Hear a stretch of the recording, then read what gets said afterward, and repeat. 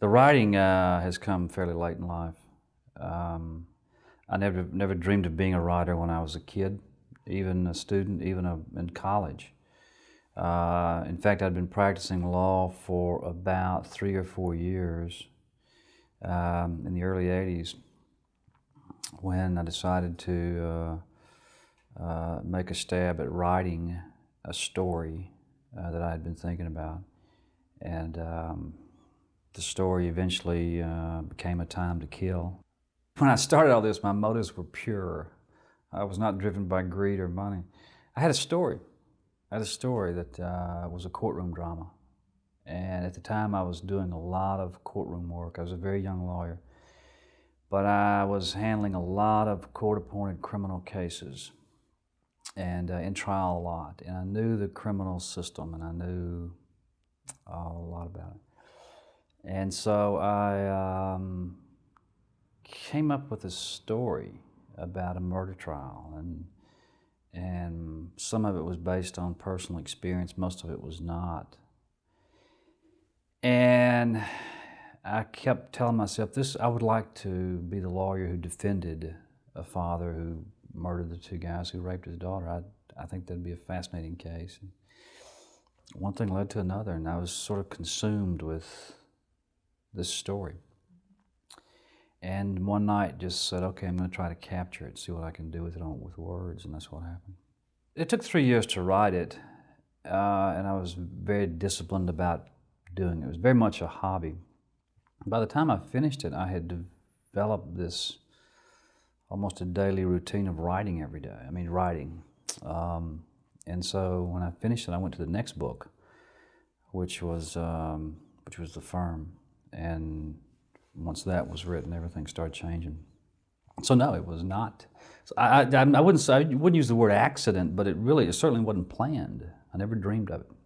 The bulk of the first two books, Time to Kill and The Firm, those books are written over a 5-year period, back to back, from about 1984 to about 1989. The bulk was written at 5 o'clock in the morning, from 5 until 7 in the morning. I'd get up and go to the office that early. And again, it wasn't any fun, but it was a habit. It got to be part of the daily routine. And I remember several times being in court at 9 o'clock in the morning, really tired, because writing takes a lot out of you. It's draining. And I would do it for an hour or two in the morning, and then get ready for court and go to court and be standing or waiting for a judge and be really tired.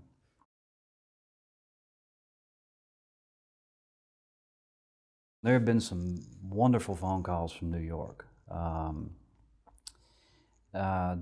The first time, the biggest phone call yet was a truly magical moment when my agent called after a year of being turned down. He called one day in April of '88 and said, A Time to Kill is going to be published. We have a publisher for A Time to Kill. It's going to be a book. And at that point, it had been turned down by 30-something publishers. Everybody had said no to it. And he found a very small press in New York, and they wanted to buy it. And that was a huge moment. He called and said, we've sold the film rights to The Firm, to Paramount. It was totally unexpected because at that time there was no book deal. It was just in manuscript form.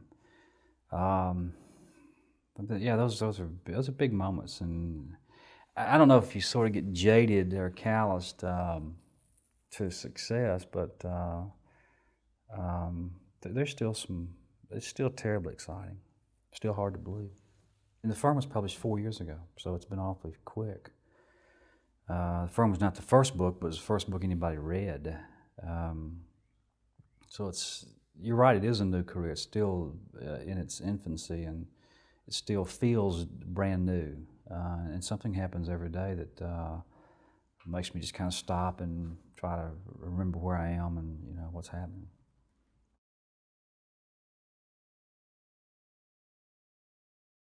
When A Time to Kill was published, it was an unknown author, unknown book, unknown publisher.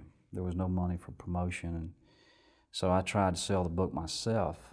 And I went to a lot of bookstores in the Memphis, Mid-South area, A lot of them had no time. You know, they didn't want a new author, and especially one that with a publisher they'd never heard of. But there were a handful who opened their doors and said, you know, sure, come on in, we'll try to sell some books and we'll have a party and we'll invite all of our customers. And, you know, it's hard to forget people like that. And it's fun now. I mean, I go back every time. I've gone back with every book. There are 5 stores. I call them, they're my home stores, the ones these are friends of mine. And I can't imagine publishing a book and not going back to their stores. I mean, now the book signings last for, 10 or 12 hours, but it's still, it's still fun. Yeah, it's tiring, but it's only once a year. It's not like I do it every day. And there are worse things in life than signing lots of copies of your own books. I'm still gratified, and people show up and wait in line to get a book signed.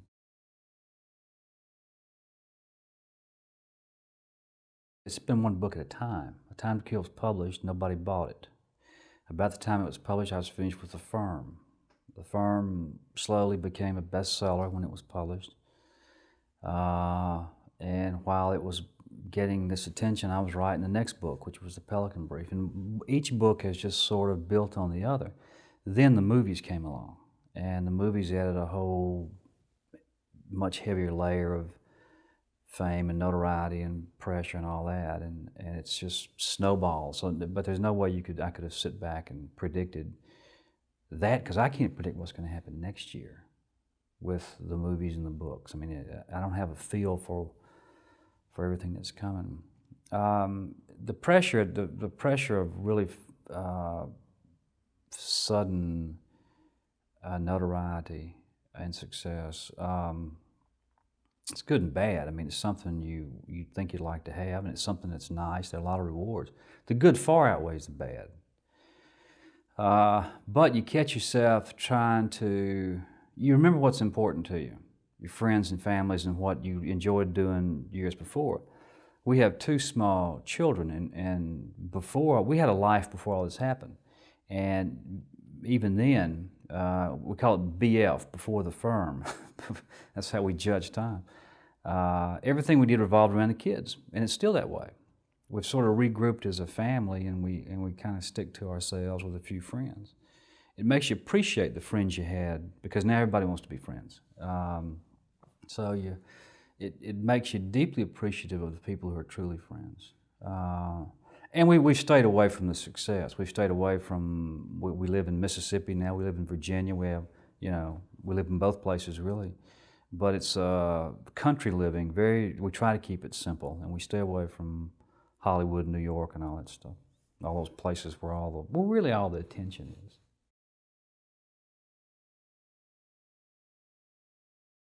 My parents did not have the benefit of college. They didn't get to go to college. They were from a very rural part of the Deep South, where most of my relatives were from. College to them was always a dream. For us, it was always a requirement. We knew, because they told us we'd go to college. And they worked very hard to pay for it and to provide it for all 5 kids. And I was the first member of my family to finish college and then to get a graduate degree in law and to start practicing law. And for the family, that was a source of immense pride. To me, that's the American dream, being able to, for one generation, to keep building the dream for later generations. So all the books and movies and all that's just, I don't know how you describe that. It is success that was just simply not planned. But only in America could it happen. Because if you look at books and movies, we entertain the world. There are very few foreign authors who sell here. There are a lot of American authors who sell well around the world. There are very few foreign movies that anybody will watch here. Yet our movies and our music are watched and listened to around the world.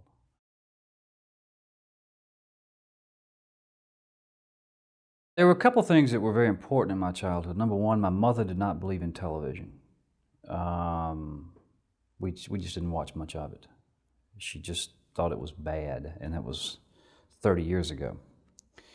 And she did believe in books, and we were taught to read early. We were encouraged to read throughout childhood and adolescence by my mother. We moved a lot when I was a kid throughout the Deep South, and we would always go to a new town and go to the library and get our library cards and load up with books. And we spent our time reading to each other. And my mother spent a lot of time reading to us. Those, I guess, I mean, I've always had the love for books and love for literature and love of reading. I oddly never thought about writing until late in life.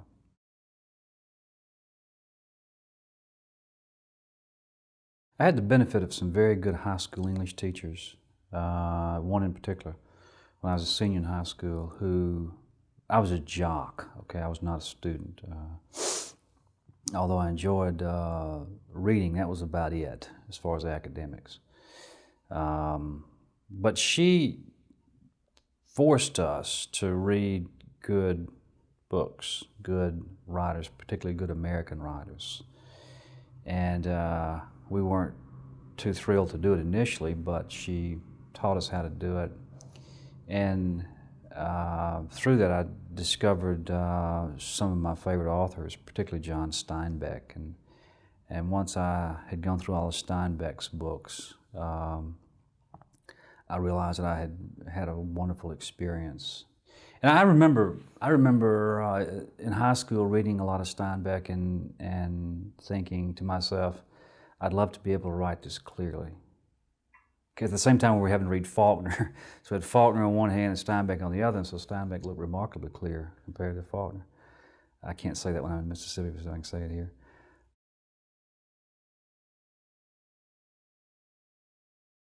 Frances McGuffey. She's still teaching, and we still correspond, and she still comes to my book signings in Memphis when I'm there, and I send her an autographed copy of every book, and we're still friends, still buddies. The first book I remember that really grabbed me was a book that Miss McGuffey made us read, a book called Tortilla Flat by Steinbeck. And when I read it, I really enjoyed the book. And so I went to her and I said, I like this. And she was shocked that I would show any interest in, what she was making us do. So she said, okay, read this. I think the next one was Of Mice and Men. Excuse me. And so she sort of fed the Steinbeck books to me. When I read The Grapes of Wrath, we saved that for last. I knew that was, a very, very powerful book, and I don't know if it had anything to do with my writing style or me as a writer, because I wasn't thinking about it back then. It had a lot to do with the way I viewed humanity and the struggles of little people against big people. It was a very important book for me.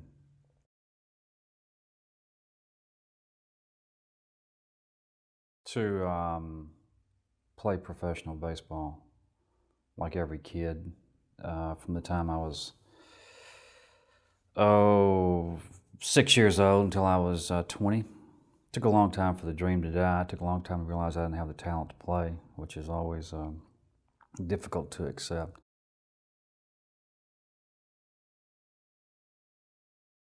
There was a pivotal moment after 2 years of college. I grew up in a very small, close-knit Southern Baptist family where everything was off limits. So I couldn't wait to get away from college and have some fun. And I did for the first 2 years. And I regret a lot of it because my grades were in terrible shape. Never got in serious trouble except for my grades. But after 2 years of college, I realized I was going nowhere. And before my junior year in college, I said to myself, look, enough of the partying. It's time to get busy and get serious. And I decided to study accounting, which is a tough degree to get, and to take that and go to law school and become a tax lawyer. I had sort of business background or mentality, I guess. That's what I enjoyed. And I did. At that point, I just said, okay, it's time to get serious. And I was 20 years old. And at about the same time, I said, okay, it's time to forget about playing baseball. I'd played baseball in junior college. And so it was time for that boyhood dream to go away. And at that point, I was no longer a kid. I had to give that up before I could really be happy in pursuing something else, because it had been with me for so long, and the talent simply was not there. But it happened. I can't tell you what made it happen, but it was a very real, definite moment when I said, okay, it's time to grow up.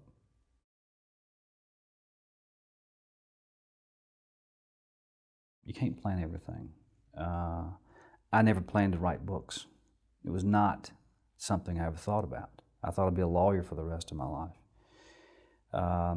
It's important to have goals and to work hard for them, but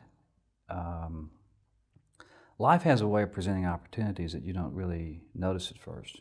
And success a lot of times depends on whether you take a chance and try something that you hadn't planned, or something new.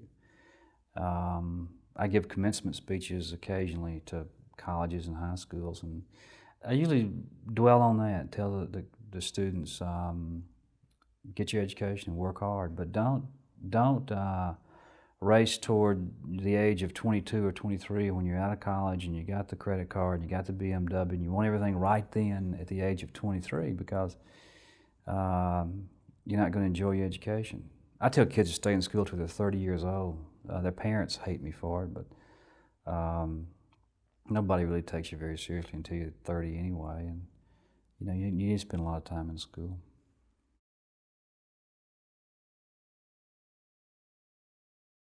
The basics of grammar and vocabulary are very important, and you tend to take it for granted until you start trying to write. It is terribly important to read extensively. All writers I know, virtually all writers I know, are voracious readers still. And that is preparation. The more you read, the more you know. The more your imagination works, the more you read, and those are the tools of a good writer. You have to live. Nobody wants to hear. The world does not want to hear a great novel from a 21-year-old. You got to get a real job and get a real career, and you got to go to work, and you got to live, and you got to succeed and fail and suffer a little bit before you really see suffering, or see heartache and heartbreak and all that before you really have anything to write. If you got the money, it's nice to travel. Keep journals and take notes about what you're doing. You can practice writing. You can start writing now, writing stories and books or whatever you want to write. It's the discipline of it is important. All those things are important. Now, whether or not you can piece them all together and tell a wonderful story, you don't know until you try it.